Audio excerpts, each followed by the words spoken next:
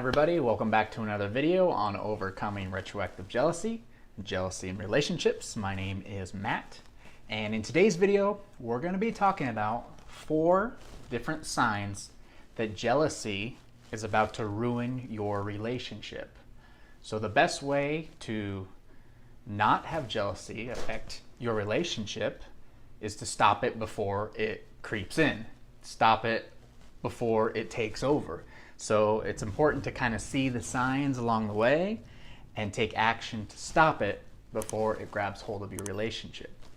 So the first sign is to watch what you're saying to yourself. Watch the dialogue to yourself. Jealousy stems from insecurity. And insecurity is a base of what we believe about ourselves. The words we're speaking to ourselves and the things that we're saying to ourselves. So if you're seeing a lot of negative chatter in your mind, if you're waking up every day feeling a little more anxious, feeling thoughts of, I don't feel like doing this, I don't want to do this, what's the point, I know I'm not good at this. Those are general statements to yourself that are forming insecurities, that are forming a lack of confidence. And that's going to start reflecting into your life and into your relationship if you don't grab a hold of that and put it into it quickly. You know, you might also hear some negative chatter about your relationship of, do I actually trust her? Do I not trust her? Or him, your significant other in this case. Any of this negative, anything negative you start hearing in your mind, you need to grab a hold of that. You need to catch it now and put an end to it. And how do you put an end to it? You literally flip the conversation. If you're saying something negative about yourself or there's negative chatter, flip it around and say something positive. Build confidence through yourself. Be your own number one fan. Be your own booster. And it's too bad because society almost has put it into our brain that confidence is arrogance and confidence is egotistical and all this stuff. No, confidence is crucial to living a wonderful, healthy, full life. Really, you say confident things, you say nice things about yourself, and it reflects in your outer world. It reflects in your overall health. You just start to feel better. Your relationships get better. Things in your life, you start getting, your dream jobs. You start just, all in all, if you can change that negative self-talk, or you hear yourself start talking like that, and if you can change it and start being more confident with your words to yourself, literally saying, I am confident, I am attractive, I am awesome, I am, kick-ass, whatever it is, whatever really, you can kind of feel it, whatever that those confidence-driven words are, say them to yourself over and over and over and over again. Continue to do that, and that will soon become your habit of thought. A thought, a belief is just a thought that we keep thinking over and over and over again. So if you keep thinking confident thoughts about yourself, about how wonderful you are, saying nice things about yourself, that's going to just be a habit, and that's all you're going to think about, and it's going to eliminate all need for any jealousy or any insecurity in your life because you'll just be oozing with confidence. So that's the number one in this case, is watch that dialogue in your mind. If you feel negativity coming on, if you see yourself the last few weeks, some negative self-chatter, put an end to it before it grabs a hold of your relationship. The next one is if you start feeling the need to do research. And what my research is going on social media, going through your partner's phone, things like that. If all of a sudden you're starting to feel the need, if they haven't given you any reason not to trust them, but all of a sudden you're kind of starting to feel like, I want to go on social media. I want to see who's liking their pictures. I want to go on social media. I want to see what profiles they were looking at. They've been texting a lot on their phone. Who are they talking to? I want to know who it is in case it's in case they're cheating on me. Whatever the case is, if they've given you no reason not to trust you, but these thoughts are creeping into your mind, you need to put an end to them now. And the way to do that, to put an end to these, is to not do the research. Is to not, as we call it in our retroactive jealousy OCD, not do the compulsion. Not give in, start asking questions, start doing that, because that just puts fuel to the fire. That just puts fuel on the jealousy, and that makes things much worse and worse and worse. No good, I promise you, has ever come to somebody going on social media and looking at things and trying to figure things out, because you're going to find exactly what you want to find. Even when it's nothing, if you're looking for something, you will find it. And yeah, that's just how our brains are wired and how it works. So something that's not a big deal at all, it's going to turn into a huge deal because you gave into this compulsion and you started researching and asking questions and who are you texting right now? What are you doing? You know, if your partner's texting somebody and you actually have a curious interest, like, oh, hey, who are you talking to? Is it a friend? Okay, you know, that's different. But if you know, you feel that rage, that anger, that anxiety, like, who are you talking to? That super insecurity, do not ask them who. If they haven't given you any reason not to trust you, there's no need to ask. There's still a lot of trust in the relationship, and that's just your brain playing tricks on you. That's just the insecurity playing tricks on you. So how do you put an end to the researching and things like that? Stop doing it, or just flat out don't do it at all, because I promise you nothing good at all is going to come of it. So that's number 2. We'll move on to number 3, which kind of relates a little bit to number 2 in an instance, and that is if you just start to feel a general lack of trust in your relationship for no reason, again, at all.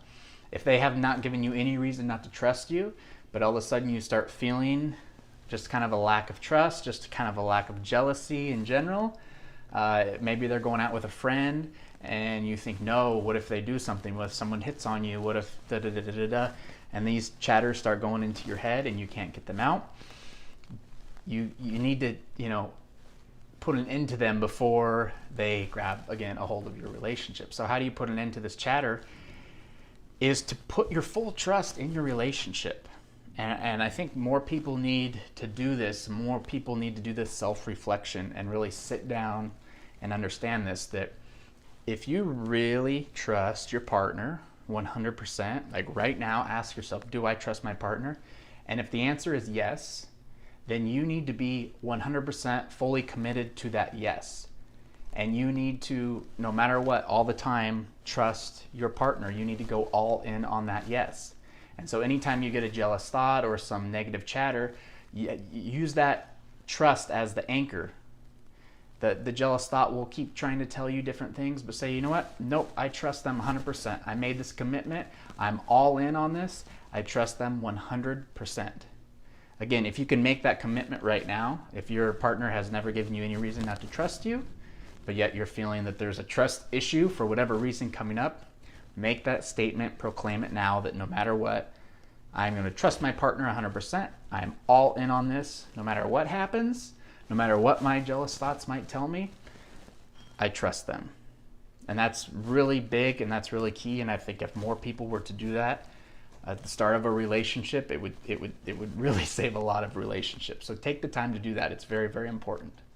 I love this example too about trusting your relationship. And this is an example I saw online, and it's about when you're driving a car.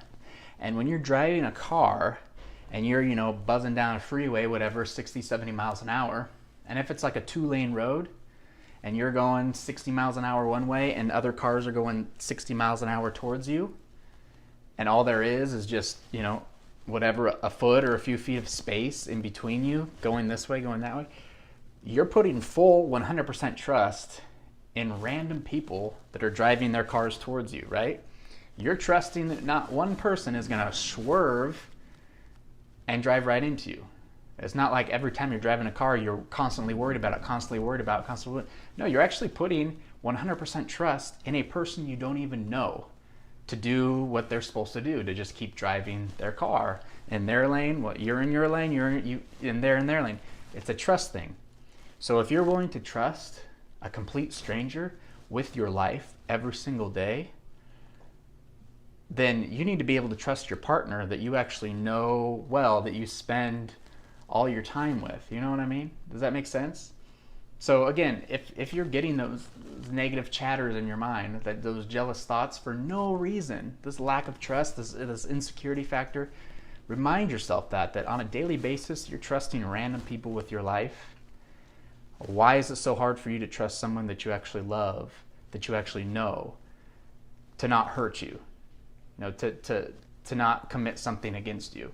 And that's huge. I think if you can come to that revelation, it's gonna work wonders for you in your life and your relationships, everything like that, because you're kind of just able to just let it go and just live your life and just put full trust in that person, that no matter what, they're going to be with you, you're going to be with them, and there's that mutual love and trust between the two of you.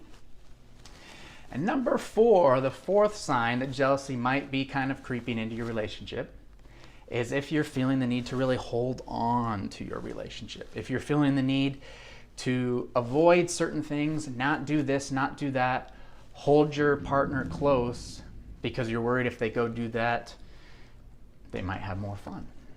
They might have fun without you. They might do this without you and realize they don't want to be with you. Again, these negative self thoughts that you're having. So if you're holding on to something so tightly and squeezing the life out of it, no, I don't want you to do that. No, we can't do that. No. I'm worried that this might happen. No, I'm worried that might happen. So let's just stay safe and stay close and sit on the couch together instead and not do anything else.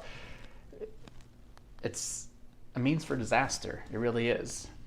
Nobody wants to be with somebody that's holding on so tightly. Like if you've held on to something so tightly, you're not open to allowing wonderful things to actually happen in your life. So it's good to remind yourself that in life we tend to attach ourselves to things. We put labels on things. I purchased this with my money, so this is mine. It belongs to me. This is mine, that belongs to me. I like this, I like that. And we put these attachments onto objects. Your partner is not an object. And that's a big thing that you really need to understand. Your partner is not an object. They're a person. They're a person. They're allowed to make their own choices. They're allowed to do their own things. And nothing is stopping them from leaving you and finding somebody that makes them happier. So you just have to come to terms with that. And that's key. That's key to a beautiful relationship and a beautiful life for yourself.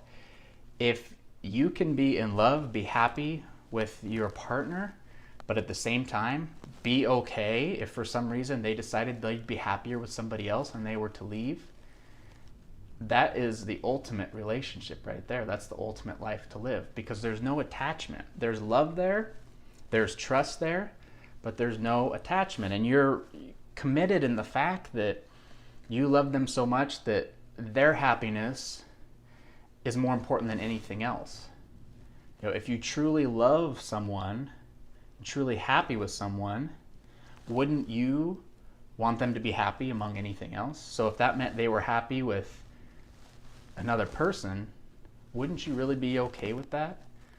And if you can get to that point, I know it's not easy, you can't just snap your fingers, it takes time, but if you can really get to that point where you can let them be free, let them make their own decisions, not hold on so tightly, let them be without fear, without a lack of trust, without a bunch of insecurity, they will stay with you forever. Sounds very counterintuitive, but if you can let your partner be free, your relationship will remain intact. If you can let your partner be free, they will stay with you forever. So work on that idea of just a detachment, that your partner is not an object, they're a person. They're allowed to do whatever they want to do, and their happiness should be your ultimate goal. So if happiness means being with someone else instead, you can let that happen. You cannot sit there and hold on to things and wish for this and hope for that and do this and do that and constant. That's no way to live, and that's going to drive someone further away. So if you can tackle that, if you feel yourself starting to hold on to things and not wanting certain situations to happen, not fully trusting, not wanting them to go out with their friends, not wanting them to be, without you for 5 seconds, and if you're holding on to that relationship, you're choking the life out of it. Let go, and it's going to be so much more beneficial for you. Not just in your relationship, which is key, but in your entire life. It's going to reflect in different aspects of your life. You're going to be able to breathe deeper. You're going to be able to be more grateful for things. It's just an ultimate way of life to live if you can just let go and detach. So those were the 4 signs, everybody, that jealousy might be creeping in to ruin your relationship. If any of those kind of relate to you in your situation, stop them before they grab a hold of you, because if you don't take action now, they're just going to keep growing and growing and coming back, and sometimes they do take control and start really being toxic in your relationship. So I hope you enjoyed this video. Again, if you want more information on retroactive jealousy or want to be a part of the course, the link is in the description below. Also, access to the Retroactive Jealousy support group on Facebook, link is also below as well. Other than that, guys, appreciate you taking the time, and again, we'll see you in the next video.